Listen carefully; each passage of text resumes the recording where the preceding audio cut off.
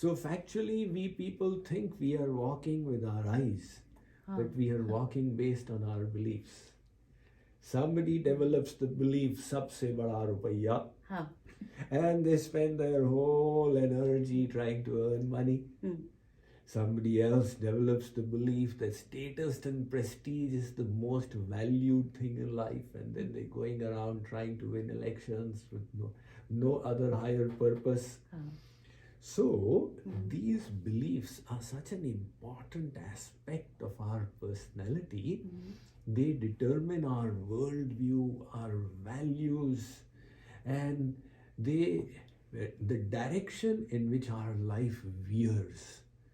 So, it is very important that we base our faith on a proper source of knowledge, which is what you have asked. How do you determine that? Yes. In our Vedic culture, we hold the scriptures, the sacred books, as transcendental, as divine. So the knowledge that is there in them is either directly revealed by God or revealed by the sages who then manifested those scriptures. In either case, the knowledge is coming from a transcendental source, and that makes it very trustworthy. Okay. But then the scriptures themselves can be interpreted in so many ways. Bilkul. Yes. Right? Yes. So you need a teacher who will tell us what the Vedas are talking about. Just like in school, we had textbooks on physics and then a physics teacher to explain them as well. Yes. So you have the scriptures and the guru. But now there's no dearth of gurus as well. Yes.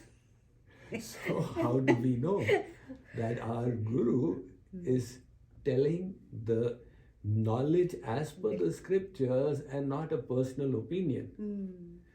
There's a way of validating it. We know what the other gurus in history said, what Surdas said, Tulsidas, Mirabai, Tukaram, Narsi Mehta, Guru Nanak, Kabir Das, Shankaracharya, Madhavacharya.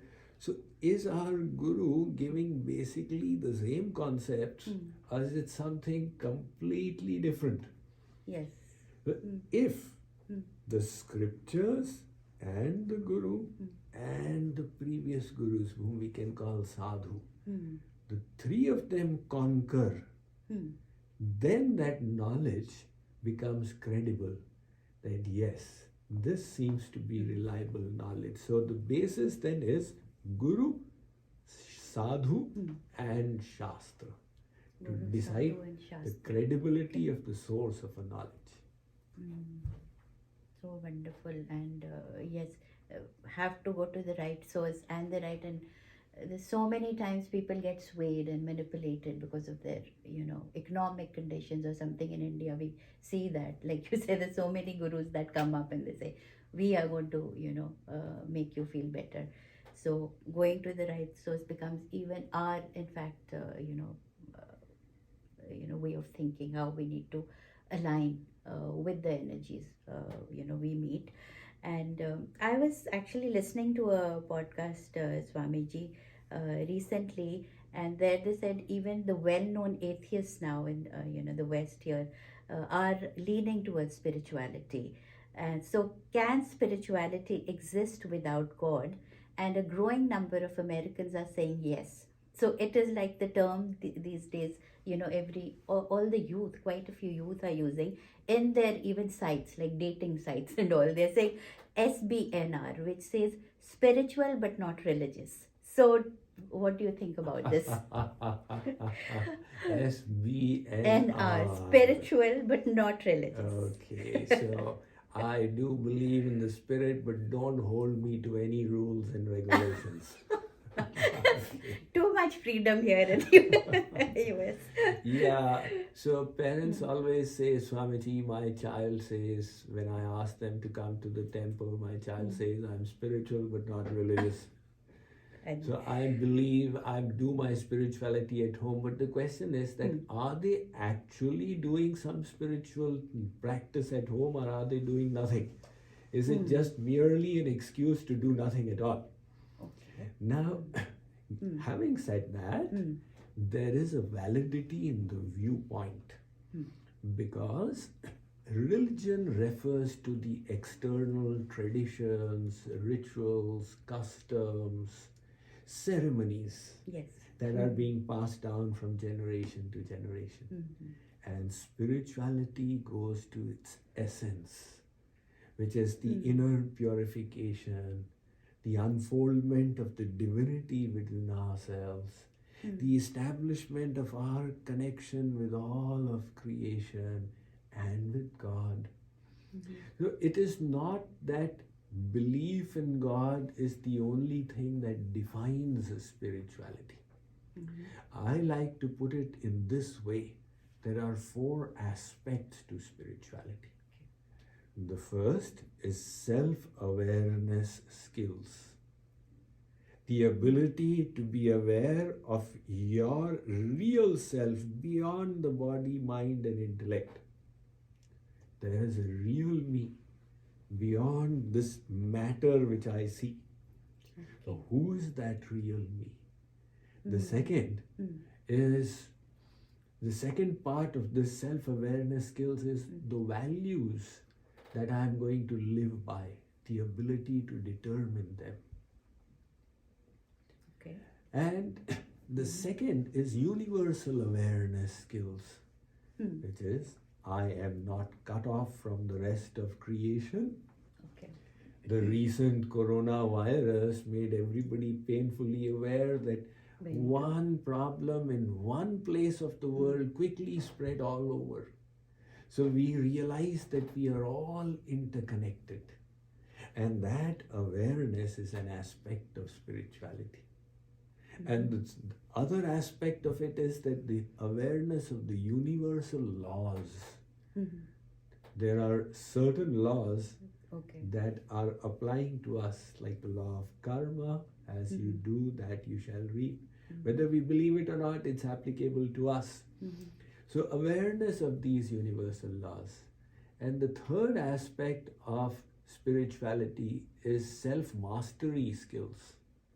Okay. Can I keep my lower self subdued? The lower self says, I want to relax in bed till 12 in noon time. And the higher self says, you've got a purpose in life. Whether you like it or don't like it doesn't matter. You go by your higher purpose. So the ability to keep the lower self in check, that is also an aspect of spiritual mastery. And the fourth is professional mastery skills, which means that we are going to spend 8 hours a day at work. The major aspect of your life is work. Yes. Satisfaction from work comes when you feel it is serving a higher purpose. You know, it's not the paycheck per se that gives you satisfaction, but what you're doing from moment to moment.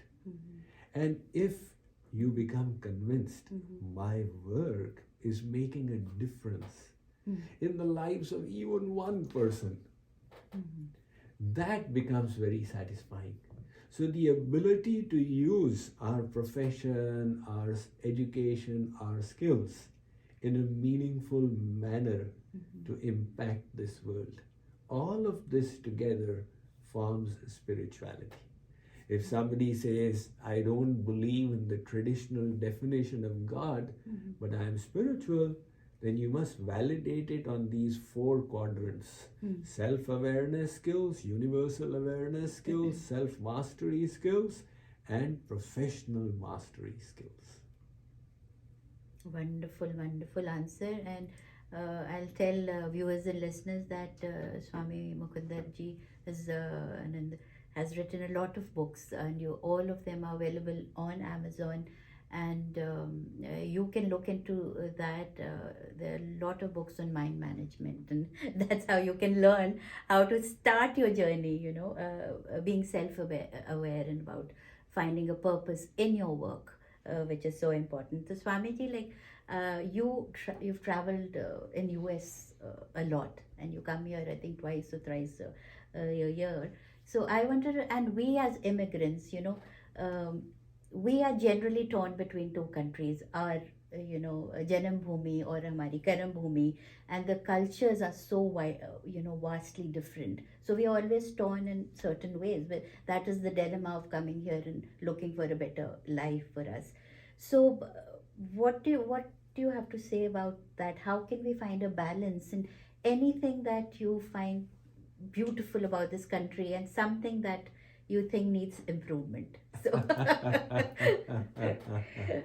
Namrita, America is a beautiful country in terms of the environment. I just love the sequoia groves and the cacti of Phoenix and the dense forests of New England and Lake Tahoe and the rest. yes. I've had an opportunity to visit all of these, but to answer your question, America was the first democracy of the modern world. And it proved that this model is a successful one as it went on to prosper and become the leader of the free world. So, traditionally, the rest of the world looked up to America for a set of values, etc., as the leader of the free world. The society in America gives us tremendous freedom to find our success. And that is why that's the reason why the immigrants from India and from the rest of the world, they choose to stay because of the opportunities they get out here. So if I were to point out one good quality, I'd say it's the freedom and opportunity to pursue your success in life, which is one specialty of America. When it comes to one thing where they need to improve, I think the focus is excessively on externals. External looks, Very true. andar gadbad, bahar theek. It doesn't matter how pure your heart is as long as you've got a three-piece suit with a pin tie. The externals, the definition of a gentleman is somebody who's got a three-piece suit and a pin tie. Whereas our culture emphasized the sajjanta, the inner divinity. So this external definition of success and of overemphasis of outer appearances, this can only get us so far in life. It can never satisfy the yearning of the soul for contentment and fulfillment. And it can ultimately, when you look back and say, is my life a success? If you think about it, you'll say, well, all that I'm earning, I'm going to leave behind one day. Life becomes a success by what we become as a person and what we do. So that is something that has been always the specialty of our Indian culture. 2,500 years ago, when the Western world was still living in caves and forests, Jagat Guru Shankaracharya, he answers the question, Jagat Jitam Kena, who shall influence the world? And he says, Manohiyena, that person who has conquered their own mind. So this cultivation of our inner self is the specialty of the Indian culture, and the pursuit of excellence on the outside is the specialty of the American culture. No culture is perfect, and no culture is perfectly defective either. We should take the best from the East and the best from the West. So now that you are here, this has been your karma bhumi. So give it all the respect for all that it has given to you. But at the same time, remember that the culture that you grew up in had many specialties that you will not find here. So adopt the specialties of both. Wonderful answer, and that's what we strive to be, especially with the kids who are born here.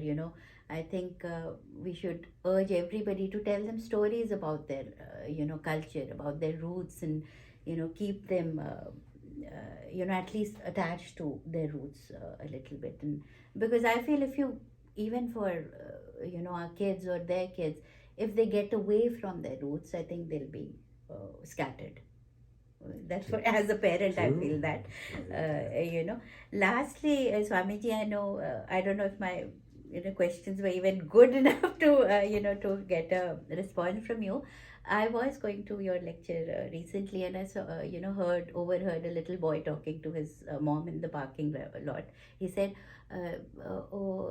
Mama, doesn't he get tired of talking like so? And his schedule is so busy. And I heard a boy talk. So, how do you keep up this energy? And because your schedule is so busy, and you're always, there and present. So, just last question. Well, see, Namritaji, like for example, when I was coming to your show, to your studio, the question was, why am I doing this? And the answer that I gave to myself was, here's another opportunity to share the wisdom which God has blessed me with all so many people who could take advantage of it. So the motivation is to do the good that I can while the opportunity exists. There are two philosophies towards life. One is, you see life as an ice cream cone. Okay. It's melting and you need to enjoy it as much as you can before it's gone. And the other philosophy is to see life as a candle. You give out as much light as you can while the opportunity exists. So likewise, we are here for a little while. We don't know if we'll be here tomorrow or not. But if we realize if we feel grateful for the blessings we have received, that's the way I think. God has blessed me, and I am extremely grateful for all that I have received. And I should become a profitable servant of God, which means I should use all of this in the best way possible. So that is the motivation that keeps me going. And I'm humbled to have you. I know your schedule was so busy, but thank you so much for coming to Bolly 92.3 FM studios. It has been wonderful, and an experience I won't forget for a long time. So, and thank you to Radha Christian Temple in San Jose, California, and Misha for connecting, and making this possible. Swami ji, मैं कभी कभी poetry लिखती हूँ बहुत ही अपनी 2 लाइनें मैं यही कहूँगी कि बाहर के कोलाहल मन में बसा बैठे हो, बाहर का कोलाहल मन में बसा बैठे हो, हर लम्हे में जीने को इस तरह गवा बैठे हो. So get away from the noise and try to go within, like Swamiji is saying. And I'm sure you all enjoyed this conversation, because there will not be an episode on Off the Cuff like this one. Thank you all for joining, Namrita, and take care, be well. Thank you, Swamiji, for being. Namaste, Namrita. Thank you. Namaste, very much. Radhe Radhe. Radhe, Thank you. Radhe. Thank you so much. Shosha is a creative Indian restaurant located in the heart of Silicon Valley. Shosha is a woman-owned business that serves traditional Indian flavors assimilated with molecular gastronomy techniques. The best Indian bar with happy hours in the Bay Area serves handcrafted drinks inspired by flavors from India with modern craft cocktails that are presented in unique ways. Shosha is a modern take on traditional Indian cuisine. We specialize in corporate luncheon, anniversary celebrations, birthday parties, and catering. Do check us out for a memorable modern Indian dining experience. Shosha is located at 141 South Murphy Avenue in Sunnyvale, California.